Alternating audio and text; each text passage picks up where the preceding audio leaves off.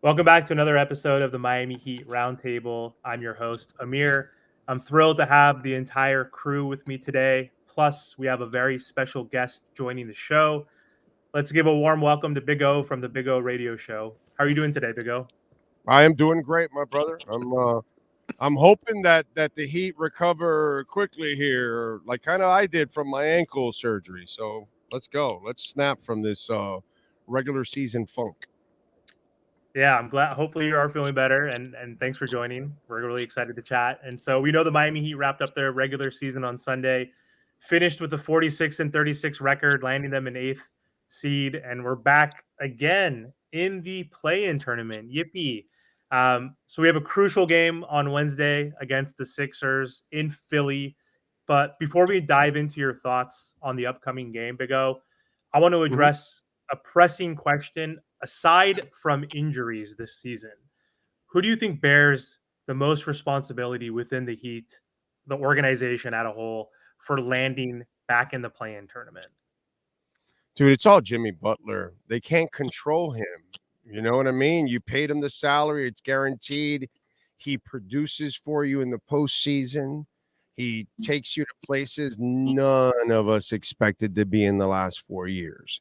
None of us expected three Eastern Conference finals. None of us expected two NBA finals. And none of us expected it last year where you coasted through the regular season and you still made it. And then you did it again this year. And so, it's kind of like, I don't know, it's kind of like your buddy or a family member that kind of drinks or does something on the side. And they got a habit or something, and you love them anyways and everything. And they're kind of responsible, but they kind of have their faults. You know what I'm saying? So Jimmy has his faults, and you bought into it. And really, in the end, I got to say, your responsibility was to find the other star. You failed to find the other star for one reason or another, except for the Dame one. I blame on Dame because he didn't really have the guts to play hardball like Harden, and he would have ended up here. Now he's like a little bitch complaining about being in Milwaukee, and it's like, bro, what did you expect? You went to Milwaukee, so it's a situation unlike anything the Heat have ever been in, because it's not Heat like. As much as we used to say Jimmy fits Heat culture, he really doesn't, bro, because Heat culture, I don't care if you're selling tickets.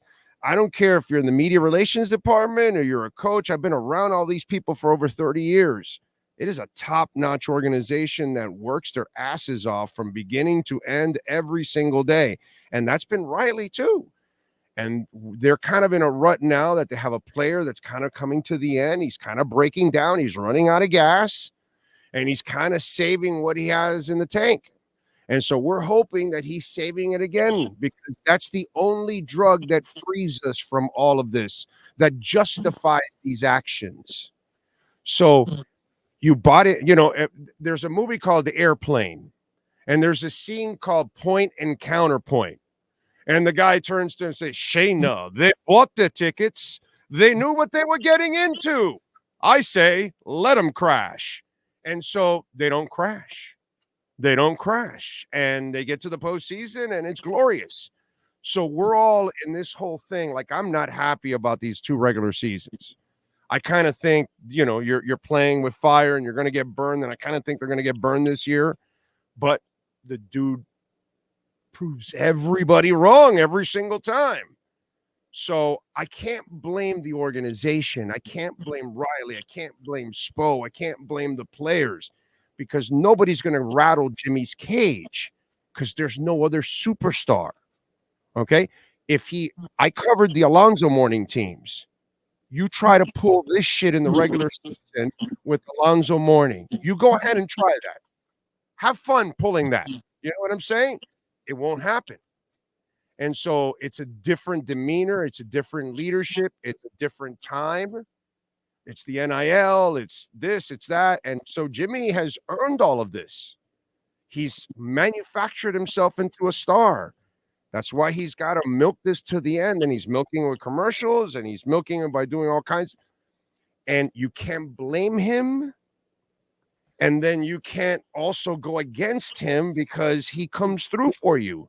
So until this act runs dry, we really can't totally bitch and complain because it continues to work. Now, having that culture fester like that, it's completely anti-heat, and it's not good for the young guys, to be quite honest. But again, if the master is going to rise from the ashes again and be the phoenix he's been for the last 4 years, then what could we do, man? What can anybody do?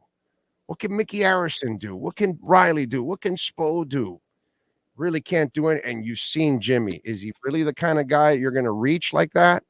No, dude, he's going to be himself. And it's Jimmy's world. We're just a squirrel trying to get a nut. All right, Bago. So then, with that being said, do you think that Jimmy Butler and the Miami Heat have another run in them? Because this might be the final run, like you said. So, do you think they have another run? No, I don't. No, I don't. I don't.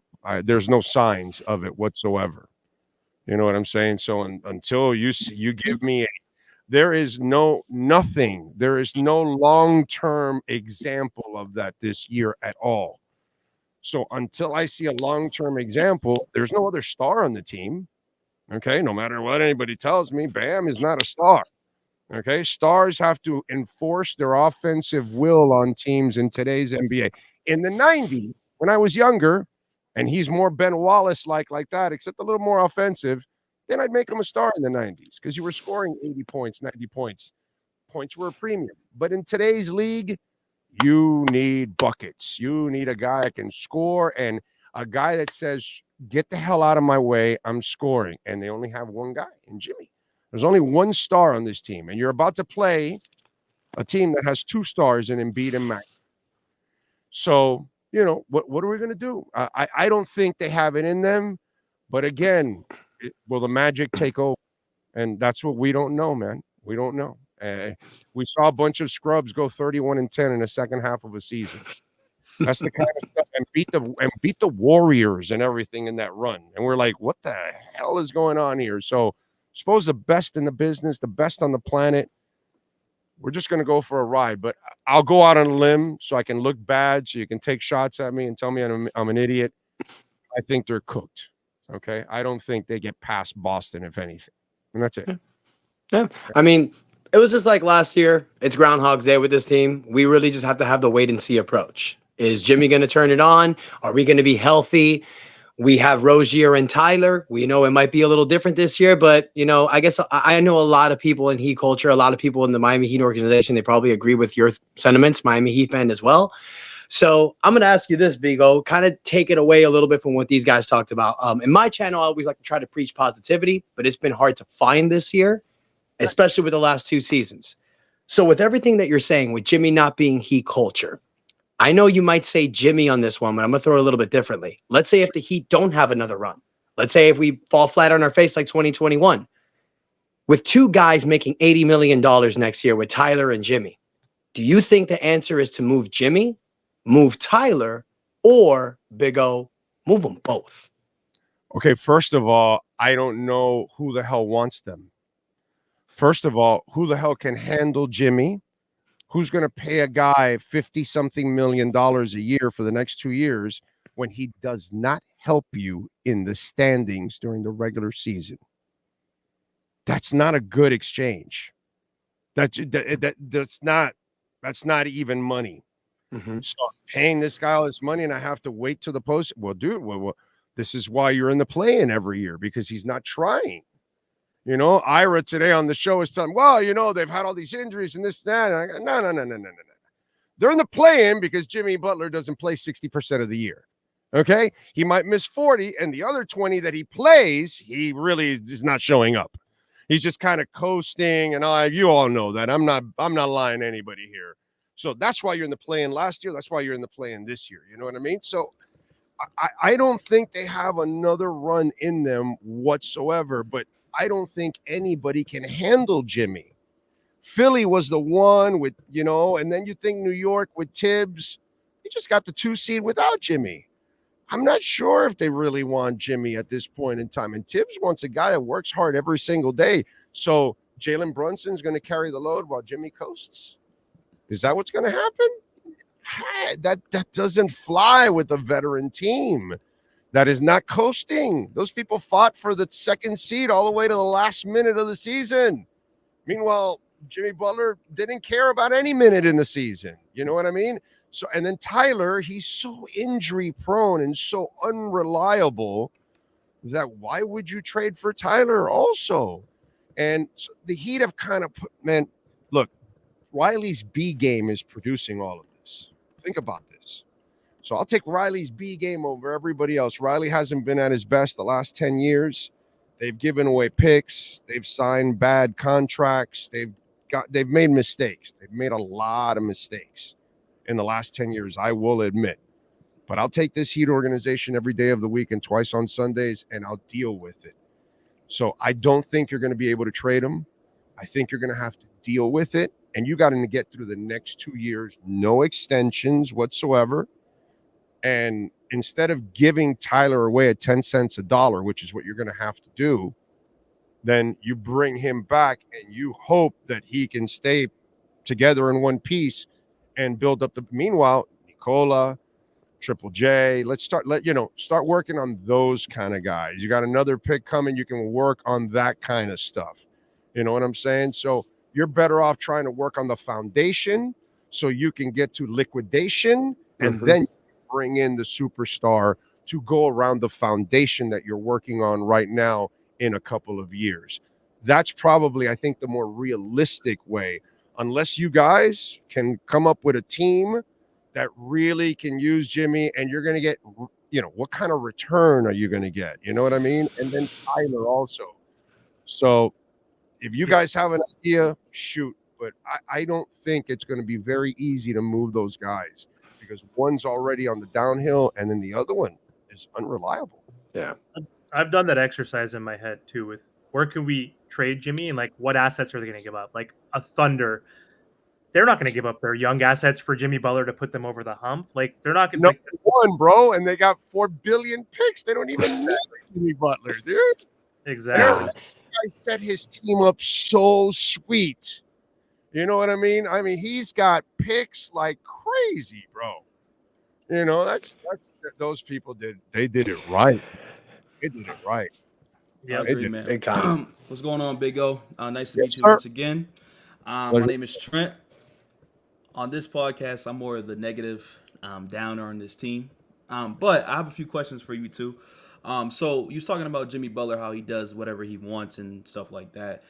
So say if the Miami Heat get bounced out early, say the worst scenario happens. We don't even get in the playoffs, and somehow we lose to the 76ers or the Bulls or the Hawks. Oh, that's true. Now say that, right? And I don't think that will happen. But just say anything can happen in this Heat Nation, Heat culture, whatever. What do we do with does Jimmy because Jimmy Butler's I'm looking at his contract right now is $48 million, and then in 2025, 2026 he has a player option, which obviously I think he's going to accept is $52 million. But do we talk to him, try to get a pay cut or anything to make this team a championship team? Like we want to win a championship, because if we don't do that, we're just like you said, we're just going to keep running out with the same team and we're going to be a playing team or worse. So, do you think Jimmy Butler is willing to do that to help the team win? Because, Jimmy Butler's attitude all the time is no one wants to see this team in 7 games. And, I mean, he has been proving it, but this season is going to be interesting to see. I'm pretty sure you've seen the new Slam video. His approach is crazy on that one. It made me confident because I wasn't confident coming into this season. But, do you think that? And what do we do with Terry Rozier? Because we traded for him. And his contract is part guaranteed in 2025, 2026. Do you see a long-term deal with him coming, or is this his contract's up and we're done with him? Well, look, as most of you know, in the NBA, contracts are guaranteed. Once you sign that, they're not going to give you any money back, bro. It doesn't matter who it. I remember we talked about the team that went 31-10 in that second half after going 10-31. They didn't give any money back after they got their new contracts, and most of those bums didn't deserve it. You know what I'm saying? So in the NBA, once you sign, you're screwed. You've given the money, or you end up with Duncan. You know that at first we were like, yo, and now we're like, yo, bargain, bro. Yeah, bargain, bitch. That's what we're doing now with Duncan, right? So we're stuck with this contract. It's a cancer. It's an albatross, unless playoff Jimmy wakes up again, and then we're going to go, okay, because then we're all going to go, well, we're on for the ride. All right, next year we'll know that when November rolls around, we'll just say, all right, dude, just call me in April because I'm out of here. I'm not watching this shit for 82 games. I already know what he's doing for 82. I'll go see him when he comes in for the encore. That's like we don't want to see the whole concert. We just want to see the encore. We want to see the hit songs on the encore. You know what I'm saying? So I think you're kind of stuck with that salary. I'm going to go the other way with you on Terry Rozier. I know it's a movable contract, but Terry Rozier is the kind of dude that gets better in this system with this coaching staff. And I think he will play his best basketball here for the rest of this year into the playoffs, whatever he plays, like he has lately, by the way. Yeah. And next year, you bring him back. I think Terry will grow with these cats here, actually. And Jimmy can't do shit for you during the year next year.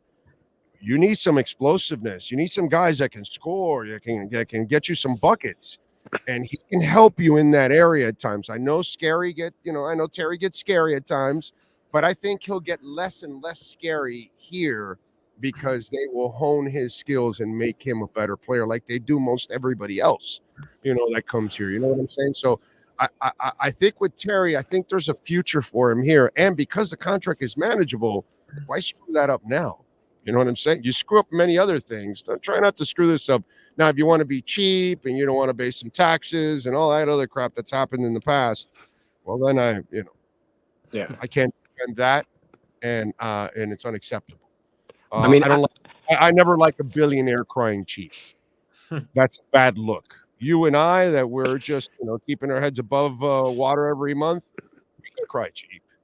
But billionaires, you're not allowed, bro. Bad look. I mean, we know what Jimmy does in the playoffs, Big O. I just think I've said it before. I think you're hoping that Tyler gives you a healthy playoff run. You're hoping that Tyler balls out because I think this team is great the way they are. We know how Jimmy is annoying in the regular season, but when you bring back Rozier next year, you get a better, a more experienced Jaime Jaquez, Nikola Jovic. If you're able to move Tyler for somebody that can help you better during the regular season, because I know Tyler was supposed to be that guy. Jimmy was going to take all these games off. You were hoping Tyler was going to take the next level. Hey, if he plays more games this season and if he's not fragile, maybe we do have a better record. But I mean, I think this team with Jimmy, we know what we have in Jimmy. I feel like if we're able to get somebody else during the season, during the regular season that can help us get a better standings, we're going to be a nightmare next year. We just got to see where we go, my opinion. Only if Joseph shows up. If him shows up, then you can say, okay, let's go get that other guy and we can get over the top. But if Himmy can't show up now, then you have to say, oh, obituary, time to write it. Because what you cannot do is add to the problem. And you can't bring a star in that then has to carry a broken star and a team, and you'll never get over the hump. Ladies and gentlemen, we've seen the blueprint. You need at least 2 stars, okay? You got cock-blocked by Jordan when you had Zoe and Timmy and all the other guys. That team was loaded enough to challenge for a title, but some dude named Michael Jordan was kind of in the way, and then Olajuwon sticking in his nose in there for a couple seasons. It was tough on everybody, on the Knicks, on the Pacers, on everybody. We saw Shaq and Wade have success, right? They would have won the year before if it wasn't for the thigh and the rib injury.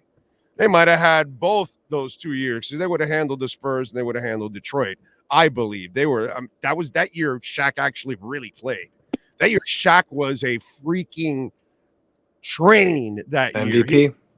He was the diesel that year. The next year, Alonzo Mourning was the better defensive player in the finals. That's the weirdest part of it. So, and then obviously the big 3, where you had multiple stars. So we know what the blueprint is, dude. And dudettes out there, it's all about stars. And there's only one star on this team, and that's been the failure. Going back to the beginning of the conversation, you have failed to add that second star. And this is the reason why you have overachieved, but you continue to run your head into that wall because you can't answer when you have Jovic and Murray because you don't have the Murray or the Jovic, however you want to do it. I don't give a care. whatever. But that's the problem here. So you cannot get stuck with the albatross contract and try to tie yourself to another one. That cannot. That's why I'm saying that if he doesn't show up, you have to make the tough decision of, hey, Jimmy, been a great run. We'll run out these 2 years. We're not going to give you an extension. And you need to try to get yourself rid of Jimmy's contract and then get rid of Tyler one way or another over the next 2 years. Either you do it this offseason or you build some value and you get rid of them down the line, and then you can start to move on and turn the page and go find a future star that you can surround with Jovic, with Jovic and Triple J and all these. Makes sense. So, Big O, before we close out, just give me a quick answer, quick prediction for Wednesday night against the Sixers. Do we got a shot? Who do you think is going to win that game? Well, they got a shot, but you're going to need the role players to become, like ballsy. You know what I'm saying? Obviously, first and foremost, Jimmy has to be the best star on the court out of all three. He's not going to outplay the other two combined, but he's going to have to be the best star out of the three, the most impactful star out of the three. And then the question is, which one of you cats is ready to step up? Do I think they have a chance? Oh, yeah, dude, you got the best coach on the planet. But I think they lose. Philly's been playing really well, and I just haven't seen the track record from the Heat this year. So they're going to have to prove me wrong and show me that, yeah, they can just turn it on. I have a problem with that. I really do. Maybe it's the old school in me, but I have a problem with that. So I don't like their chances on Wednesday night, to be quite honest. We'll see. We've had a lot of chances to get out of the play-in. What do you guys saying? What do we got? Oh, I think they will. I think this nut up or shut up time. I think the Heat are going to answer the challenge. Okay. How about you, Martel? Tobias Harris over me. I think we'll definitely win it. Here. The delusional person in me says I think we're going to win it. I think Jimmy's going to show up at least for one game. So I'm going to pick the Heat. So I guess it's 3-2 because Trent's going to join me. Yeah. So how I think about it, like you said, 76ers on an 8-game win streak heading into this game. They're 7-3 in their last 10. I told them I think we win, but I'm that's just me being biased. But I think we do lose this game, like straight up, like yeah. What was that again? Yeah, you I mean, played both sides there on me. What yeah, because Let the real one come out. Come on. Listen. I'm gonna be biased because I'm a Heat fan for life. I want to win, but that team's tough. Yeah. No. I understand that, Trent. I kind of feel biased too. Born and raised in South Florida, Trent. You kind of get a feeling here, Trent. What's going on? I see. Okay. But can we stop Maxey? They're losing. Fair enough. They're Fair losing. enough. I'm rocking with Big O then. I'm rocking with Big O. Miami Soul on here, bro. Miami Soul I got here. I covered the Soul. Okay. The Soul. Wow. Except I put a Bitcoin in the middle of the basketball game. Right now, Bitcoin's a little bit more important. Oh, that's fine. That's fine. What can I tell you? No, I'm with you, brother. I mean, I love all my local teams to Yeah. death, but I don't. I got to do the job. Do the job, and you got to call it. And I'll live and die on the sword. But yeah, I have no hope for them this Wednesday. I think they're going to get their asses kicked. So we're going to find out. We're going to see Boston. Let's see. It's going to be interesting. If they get through this, I do think they'll beat the whoever the hell wins. What is it? The Bulls and who else is it? Yeah. So they'll get it done. I'm not worried about that. I think they'll get through that. But after that, Boston will be a tough nut to crack. So we'll see. We can crack it though. Huh? Yeah. But if they lose, at least I think they'll win the second one. At least that's definitely. Yeah, I think they better win the second one. Well, although I shouldn't say that, right? It was Chicago with like 3 minutes left. 3 minutes left. Yeah. 3 minutes left, and we were all, like crapping in our pants here, going, "Yo, honey, get me the Depends." So it was bad, bro. It was bad. So you never know. You do never know. But anyway, thank you so much for your Anytime. time. I know we really appreciate it. And so for everybody watching here, you guys can find Big O on YouTube. So find him on Big O Radio. Show. Big O Radio Show. You can follow us there. Subscribe. We talk Heat. We talk all the local teams. You know, Dolphins, Panthers, Marlins, Inter Miami. You know, so whatever. We kind of cover it all. And Ira Winderman's on with us twice, 4 times a month. So he's always reporting with us. So we have a little fun talking some basketball on the show. That's so awesome. I appreciate you guys as always. Thank you. Thank you, Big O. Take care, Big O. Take care, everyone. Be good.